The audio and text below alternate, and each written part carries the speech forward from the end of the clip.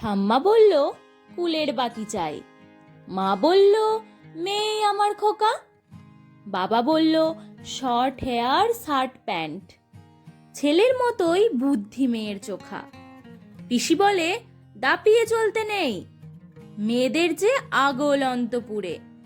আমি তখন আমার বুকের ঘরে সোনার রঙে আঁকছি রোদ্দুর। মাসি বলল রাঁধতে পারিস তুই, সেলাই ফোড়াই এসব শেখাও চাই। আমার মনে তখন খুশির আলো, আনন্দেতে দুহাত তুলে গায়।